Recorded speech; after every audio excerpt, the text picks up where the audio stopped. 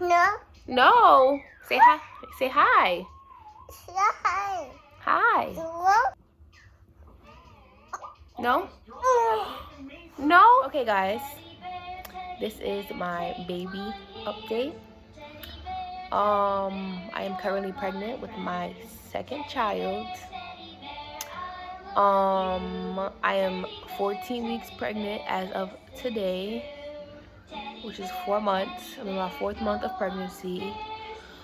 I'm just gonna tell basically like what I went through finding out, you know, symptoms, first trimester update, and then up till now.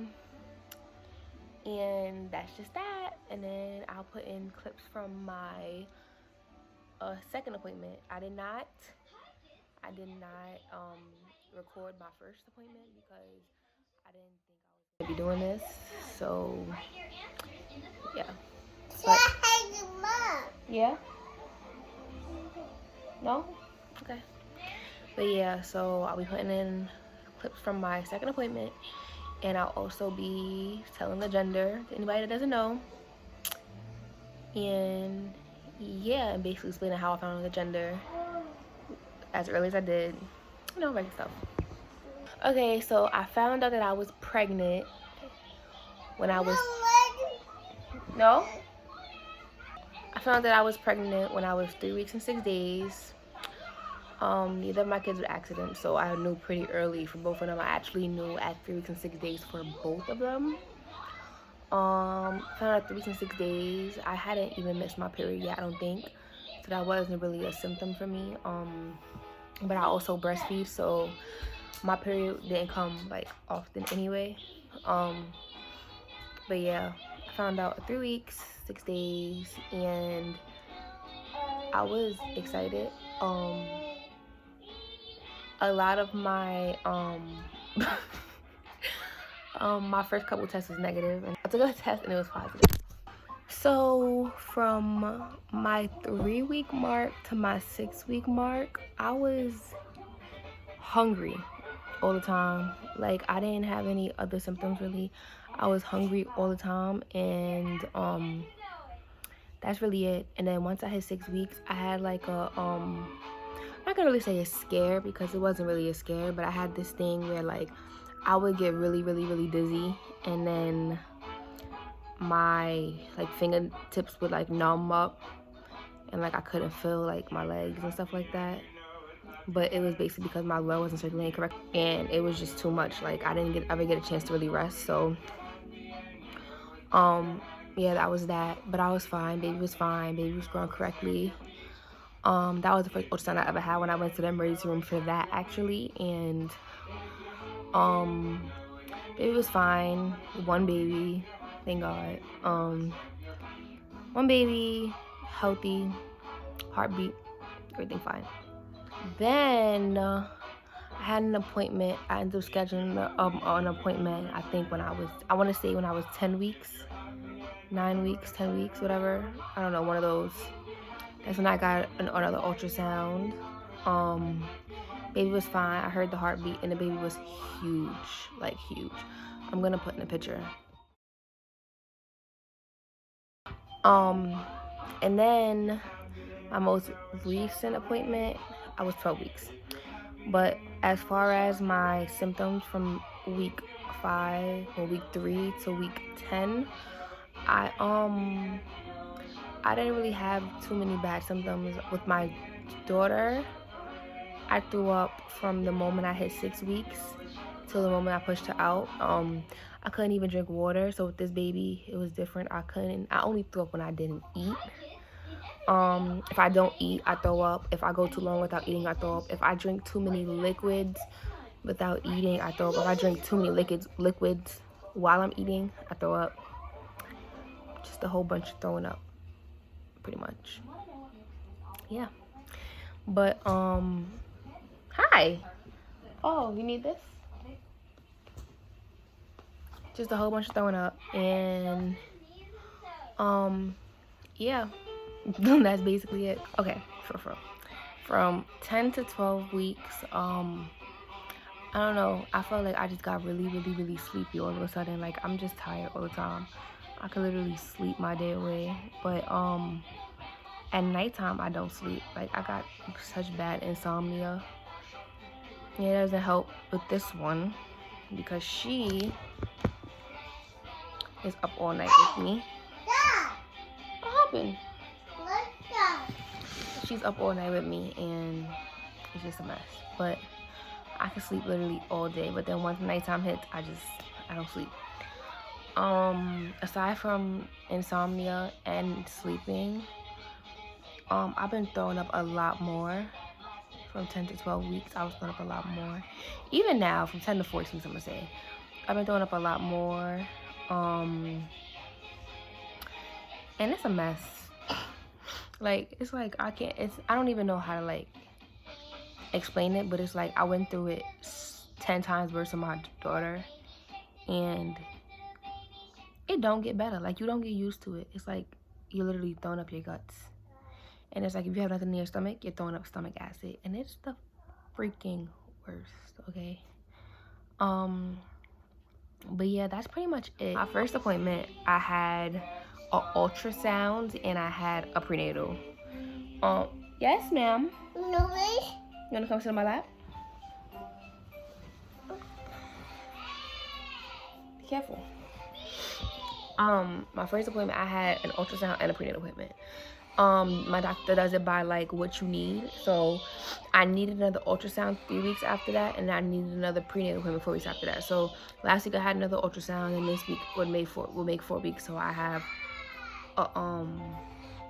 but your first couple appointments is literally like 15 minutes. They're coming in, they're checking your vitals, and then you're going home basically, and they're just basically asking you how you're feeling.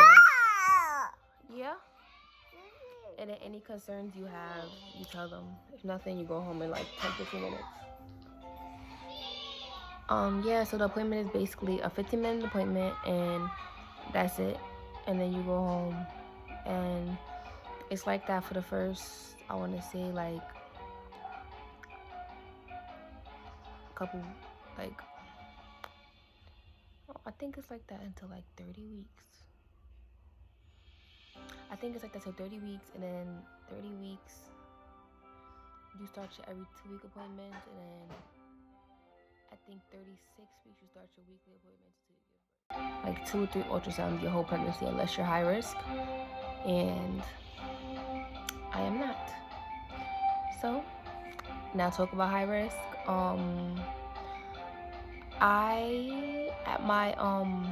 At my recent ultrasound, I didn't have an appointment, but they still took blood from me, and basically the blood was the NIPT test, the NIP test, which is basically like a genetic screening.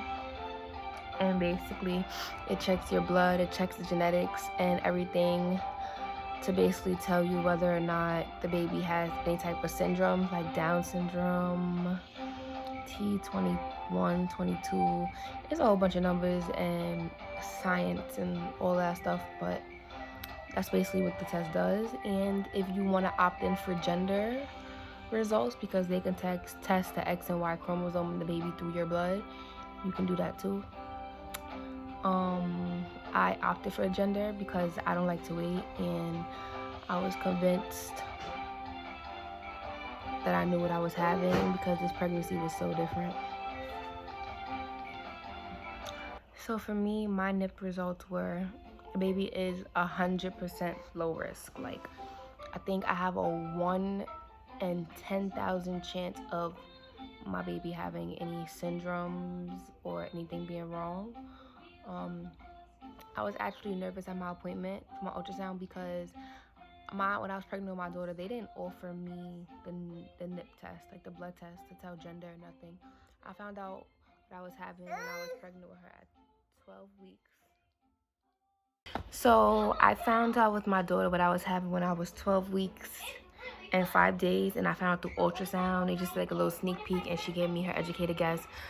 I still had to wait until I was 19 weeks to like confirm that it was a girl, but it was pretty obvious that I was having a girl because the baby's genitals and stuff starts growing, I think, at 9 weeks. And by 12 weeks, she did not have a pee-pee.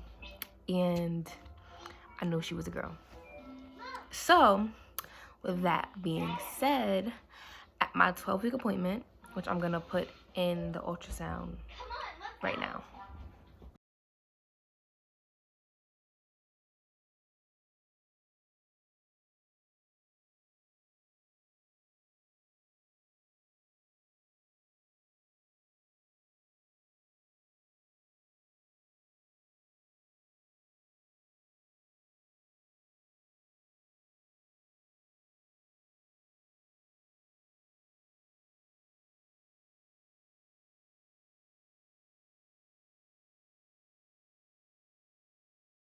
At my 12-week appointment, they didn't tell me anything about gender.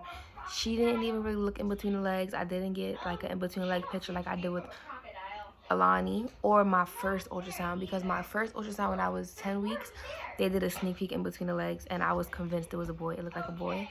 But according to my NIPT results, I am having another girl. I'm not upset.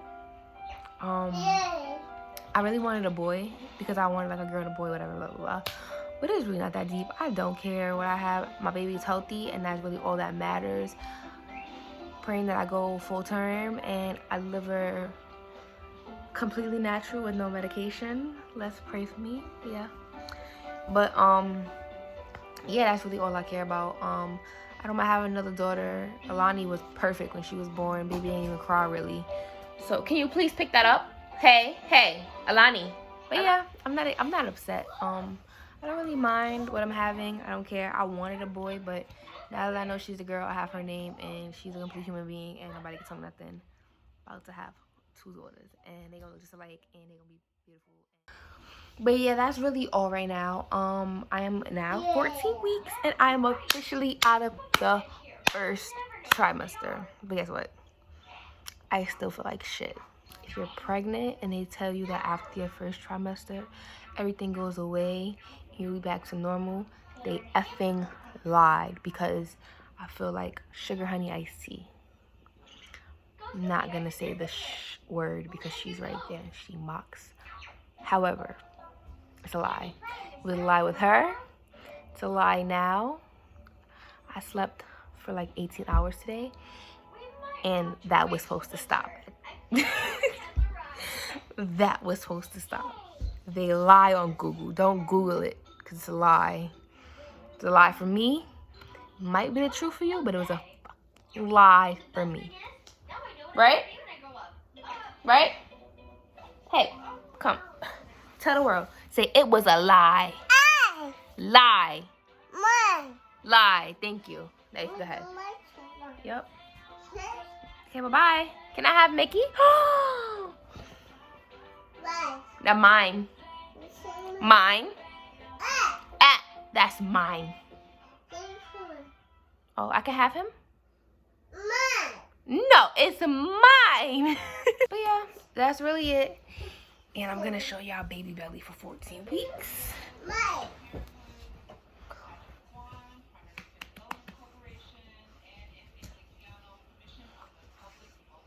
I'm fat. But that's it. And that's all. Watching, and my question and answer video regarding Lonnie, this baby, and my life is coming really soon. That's probably gonna be my next video before the next baby update. And yeah, thanks for watching. Like, subscribe, comment, all that good stuff. Period.